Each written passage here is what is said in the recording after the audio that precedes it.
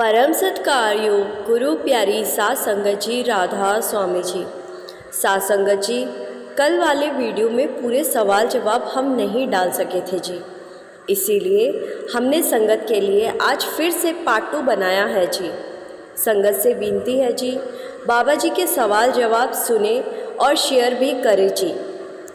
एक भाई ने बाबा जी से पूछा कि बाबा जी, जो संत महात्मा होते हैं वो जब यहाँ अवतार लेकर आते हैं तो क्या वो भी अपने कर्म भोगने आते हैं?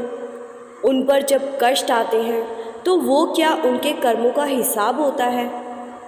तो बाबा जी ने समझाया कि बेटा, जिस्म का मतलब होता है कर्म। शरीर को तो उतार चढ़ाव में से निकलना पड़ता है, लेकिन आम जीव में ताकत नहीं होती और वो कर्मों के नीचे दबकर और कर्म कर बैठते हैं।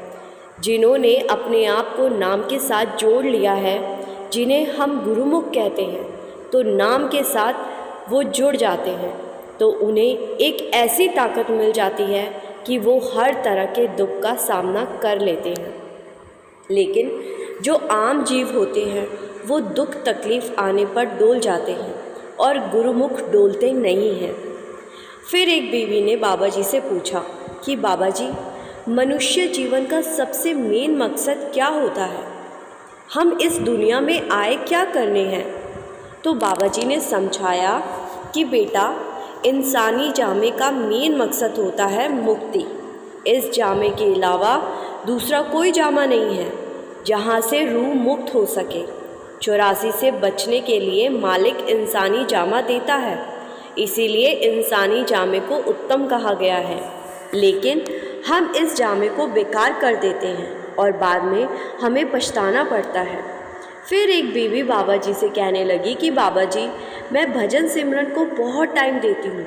मैं अक्सर आधी रात को उठकर भजन सिमरन पर बैठ जाती हूँ, लेकिन मेरे पति कहते हैं कि आधी रात को क्यों उठ जाती है?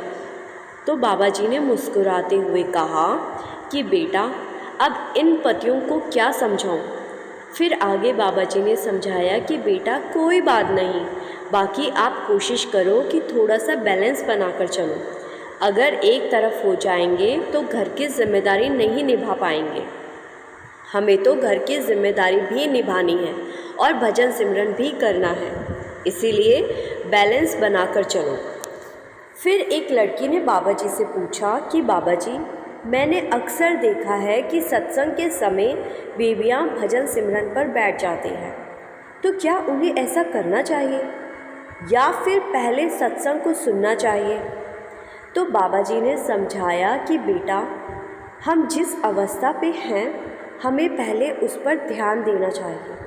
अगर सेवा पर आए हैं तो सेवा पर ध्यान देना चाहिए, और सत्संग सुनने आए हैं तो सत्संग पर ध्यान देना चाहिए।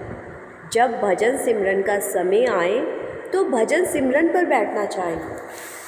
फिर एक बीवी बाबा जी से पूछने लगी कि बाबा जी, जब मैंने नामदान लिया था तो मैं जब भजन सिमरन पर बैठती थी तो मेरी सूरत चढ़ने लगती थी और उस समय मैं बहुत डर जाती थी, जिस वजह से मुझे सारी रात नींद नहीं आती थी और मैंने भजन सिमरन छोड़ दिया था। लेकिन अब कई महीने के बाद मैं फिर से भजन सिमरन पर बैठने लगी हूँ, लेकिन अब मुझे कुछ महसूस नहीं हो रहा। तो बाबा जी ने समझाया कि बेटा, मालिक एक बार देकर वापस नहीं लेता। ये सब हमारे मन के प्रभाव होते हैं, इसीलिए हमें भजन सिमरन पर ध्यान देना है और कुछ भी महसूस हो हमें डरना नहीं चाहिए और भजन सिमरन हर रोज़ करना चाहिए। फिर एक भाई बाबा जी से पूछने लगा कि बाबा जी, आप कहते हो कि जो कुछ अंदर दिखाई दे वो किसी के साथ शेयर नहीं करना चाहिए। तो मेरा सवाल है कि जो हमें रूहानी अनुभव होते हैं तो क्या वो आपके साथ भी साझा नहीं कर सकते? तो बाबा जी ने समझाया कि बेटा, जैसे हम रोटी खाते हैं और जब तक रोटी हज़म नहीं होती तब तक हमें ताकत नहीं मिलती, इसीलिए अंदर जो मिल रहा है उसको अपने अंदर से बाहर नहीं आने देना है। आगे बाबा जी ने उदाहरण देते हुए समझाया कि बेटा, अब मान लो हमारे पास कोई कीमती चीज़ है, तो क्या हम उसका ढोल पीटते हैं कि हमारे पास कीमती चीज़ है? हम तो उस चीज़ को छुपा कर रखते हैं। ऐसे ही रूहानी दौलत को भी छुपा कर रखना है। फिर एक बीवी बाबा जी से पूछने लगी कि बाबा जी, अंदर का जो पर्दा खुलता है उसका कोई ख़ास टाइम होता है? तो बाबा जी ने समझाया कि बेटा, अंदर तो 24 घंटे धुन चल रही है। ये तो आपकी मेहनत पर निर्भर करता है, आप उस धुन तक किस टाइम पहुंचते हो। इसका टाइम तो आपके हाथ में ही है। मालिक तो 24 घंटे हमारे अंदर ही है। फिर एक भाई बाबा जी से कहने लगा कि बाबा जी, सबसे पहले आपका शुक्र है जो आपने मुझे अपनी तरफ खींच लिया। लेकिन बाबा जी, मेरे जीवन में उलझन बहुत है। एक दुख से निकलता हूँ तो दूसरा दुख आगे खड़ा होता है। तो बाबा जी ने कहा कि बेटा, नानक दुखिया सब संसार। इस संसार में एक भी जीव ऐसा नहीं है जिसके जीवन में सुख ही सुख हो और कभी दुख ना आता हो। सब अपने अपने कर्म भोगने यहाँ आते हैं, इसीलिए दुख आने पर घबराना नहीं चाहिए। दुख देकर मालिक कर्मों का हिसाब कर रहा होता है। बेटा, कर्मों का हिसाब तो अटल है, उसे आज तक कोई नहीं बच पाया, इसीलिए घबराना नहीं है और मालिक के भाने में रहना है। मालिक पर विश्वास नहीं छोड़ना। फिर एक भाई बाबा जी से कहने लगा कि बाबा जी, कौन सी सेवा सफल होती है और सेवा किसको कहते हैं?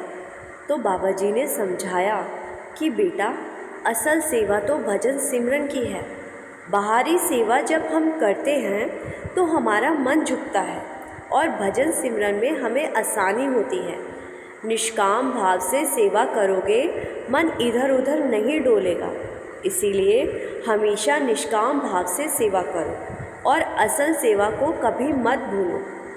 फिर एक लड़के ने कहा कि बाबा जी, कोई भी काम शुरू करता हूँ वो सफल नहीं होता। तो बाबा जी ने कहा कि बेटा, मेरा भी काम सफल नहीं हो रहा। मैंने भी नामदान देने का काम शुरू किया था, लेकिन संगत मेरी बात सुनती ही नहीं। फिर आगे बाबा जी ने समझाया कि बेटा, हम जल्दी करने लगते हैं और हम चाहते हैं हर चीज़ बहुत जल्दी हमें मिल जाए, और अभी तो तेरी उम्र कुछ भी नहीं है। अभी से तू हिम्मत हार जाएगा तो बेटा कैसे जीवन कटेगा। इसीलिए घबराना नहीं है और आपने कोशिश करते जाना है। समय आने पर मालिक अपने आप कृपा करेगा। तो सासंगत जी, ये कुछ और सवाल जवाब जो हम कल नहीं डाल पाए थे, इसीलिए आज फिर से एक वीडियो बना दिया। वीडियो को शेयर करना मत भूलिए जी, और कमेंट में राधा स्वामी ज़रूर लिखिए जी। गुरु प्यारी सासंगत जी, राधा स्वामी जी।